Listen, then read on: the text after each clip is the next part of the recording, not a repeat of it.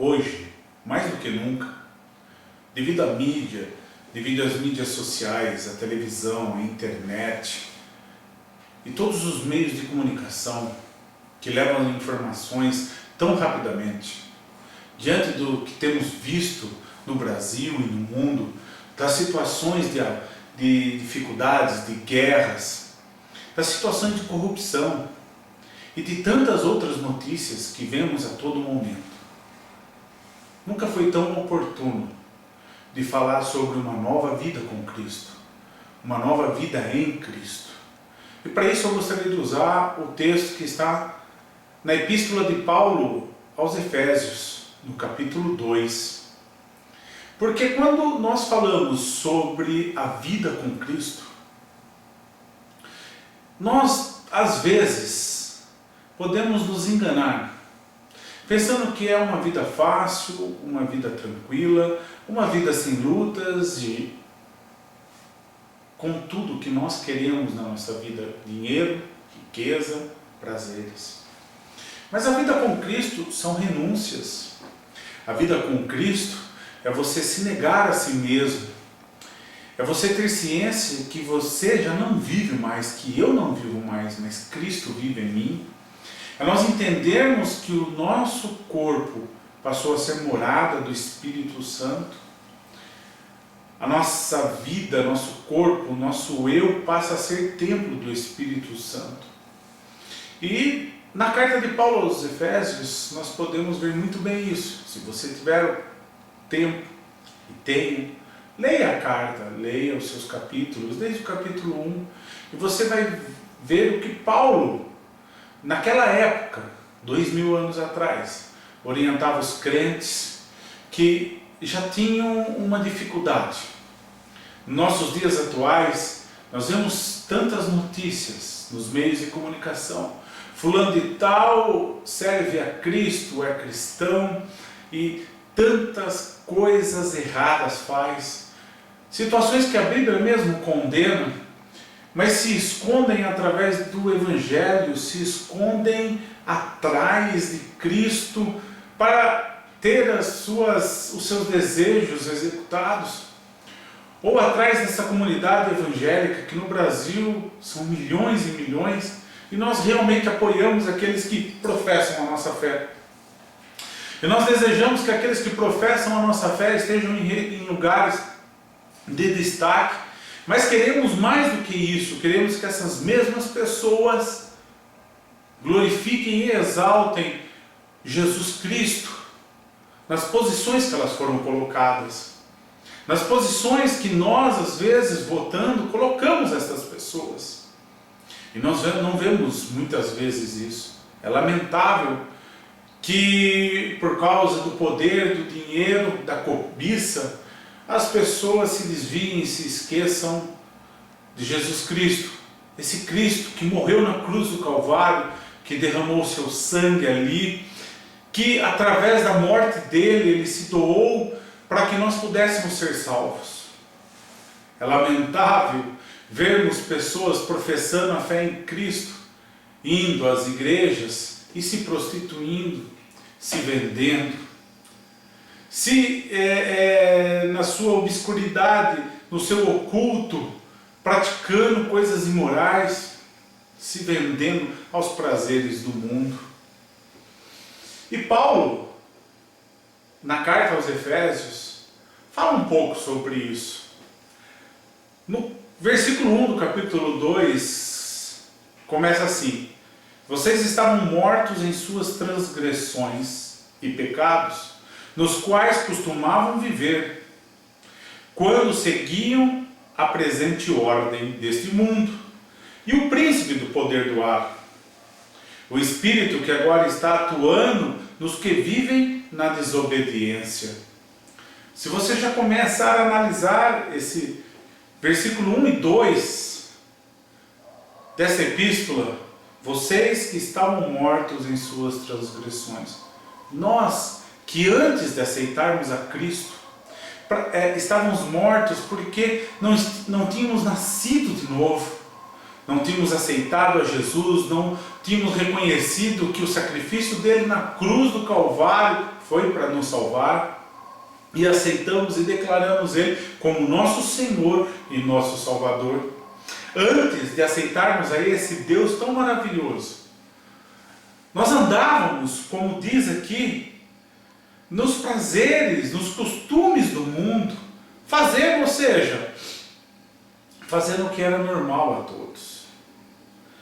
3. Anteriormente, todos nós também vivíamos entre eles, satisfazendo as vontades da nossa carne, seguindo os seus desejos e pensamentos. Como os outros, éramos por natureza merecedores da ira, antes de aceitarmos a Cristo, antes de reconhecermos ao Senhor, antes do sangue de Jesus Cristo nos lavar e nos remir. Nós éramos merecedores da ira realmente. Agora, só porque alcançamos a misericórdia e alcançamos a graça pelo sangue que Jesus derramou na cruz do Calvário, será que vamos voltar novamente ao erro, ao pecado? Não. Devemos a cada dia nos limpar mais e mais, nos santificarmos, porque a palavra de Deus diz para que nós sejamos santos, porque Ele é santo. E sem santidade, a palavra do Senhor também nos ensina que ninguém verá a Deus. Não adianta estarmos dentro da igreja, adorando ao Senhor, levantando as nossas mãos e glorificando Ele em louvores. Mas se nós não vivemos uma vida santa, uma vida longe do pecado, longe da concupiscência da carne, longe de satisfazer a nossa carne, nós temos que satisfazer o Espírito Santo que agora habita em nós. Nós temos que estar com desejo de que, através da vida de Cristo que agora vive em nós, nós possamos exaltar ao Deus Pai que está nos céus. Que o Espírito Santo, através da nossa boca, possa ganhar voz e outras pessoas ouvir quão grande é o Senhor. Como é digno de louvor aquele Deus que nós servimos. 4. Todavia Deus, que é rico em misericórdia, pelo grande amor com que nos amou, sim, Ele deu o seu Filho para morrer por nós na cruz do Calvário. Deus deu-nos vida com Cristo quando ainda estávamos mortos em transgressões. Jesus Cristo morreu por nós quando ainda éramos pecadores. Ele não morreu por nós sermos santos, amigos de Deus e fazermos a vontade do Senhor. Pelo contrário, Cristo morreu por mim, morreu por você, para que pudéssemos ter novamente ligação com Deus, sermos chamados filhos de Deus.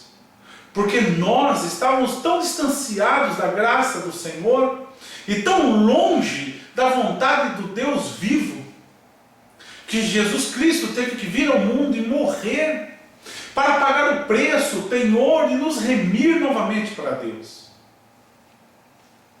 Não devemos jamais fazer como a porca e voltar à lama. Nós devemos sim sermos limpos a cada dia e buscarmos a santidade em Cristo. Pela graça sois salvos. Deus nos ressuscitou com Cristo, com Ele nos fez assentar nas regiões celestiais em Cristo. Para mostrar nas eras que hão de vir, Paulo falando isso há 2000 anos atrás, a incomparável riqueza de sua graça demonstrada em sua bondade para conosco em Cristo. Paulo está falando que através da ação de Jesus Cristo, de nos lavar, nos remir e nos levar para sentar com Ele em regiões celestiais, onde não somos dignos, mas através de sermos lavados pelo sangue de Jesus Cristo, pela morte de Jesus na cruz do Calvário, nós somos purificados e santificados e podemos entrar no Santo dos Santos e falar aleluia, glória a Deus, ao Deus único, ao único Deus. Exaltá-lo e engrandecê-lo, e podemos ter um livre acesso a esse Deus tão grande. Foi através da morte de Cristo.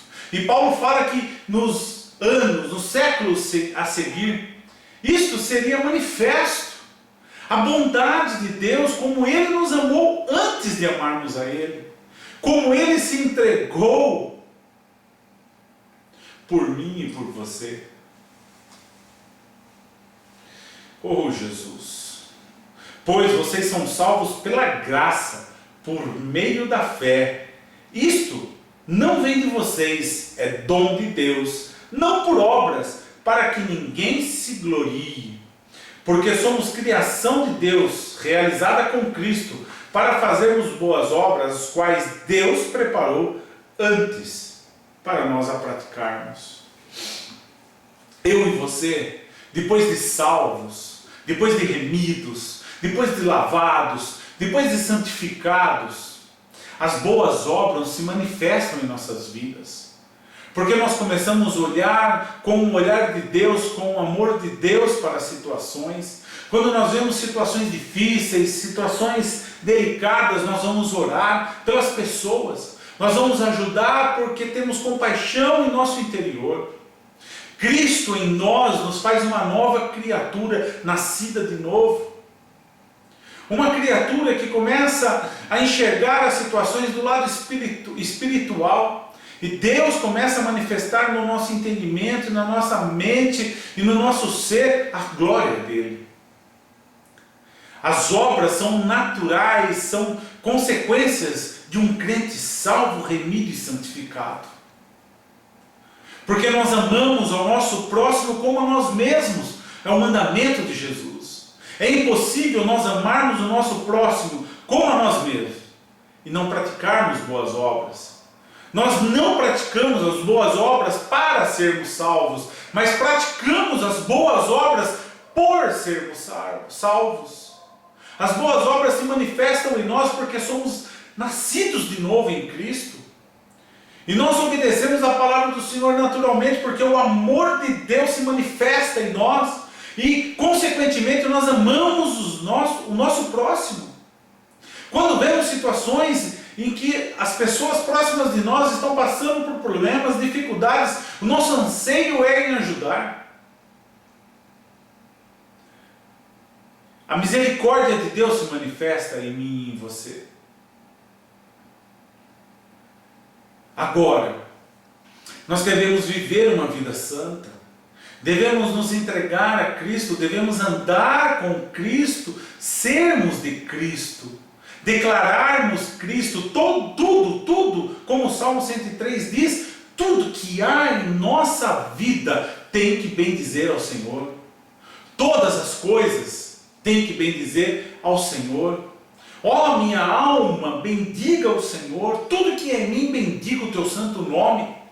Sim, todas as áreas da minha vida conjugal, a minha família, o meu filho, a minha esposa, os meus negócios, o meu emprego, as minhas finanças, tem que bendizer o Senhor. Eu tenho que andar santo, porque do lado de fora tem uma tão grande nuvem de testemunha que estão vendo se eu estou tendo um testemunho de um cristão verdadeiro. Não vamos nos enganar e achar que servir a Deus é só receber bênçãos. Nós temos obrigações como filho de Deus, nós temos que andar na linha. Não olhe para as pessoas que escandalizam o Evangelho e não se desvie por causa delas. Cada um tem a sua vida com Deus, cada um vai dar conta de si a Deus. E apesar das situações muitas vezes parecer tão normal, nós temos a Bíblia, que nos dirige para o caminho certo, que nos purifica ao lermos a palavra de Deus. Nós recebemos de Deus a purificação. Porque quando começamos a comer a palavra de Deus, o pão vivo ali, a palavra do Senhor, a nossa alma começa a se encher e nós começamos a ser limpos, santificados, porque a palavra de Deus diz que somos santificados pela palavra. A fé vem pelo ouvir a palavra. Nós somos sarados pela palavra. Receba esta palavra. Leia Efésios. Você vai ver qual a obra que Deus fez em nossas vidas, a obra salvadora. Deus merece que eu e você nos dediquemos o máximo para exaltar o nome dEle. Porque Ele é digno de toda a glória. Ele é o único Deus.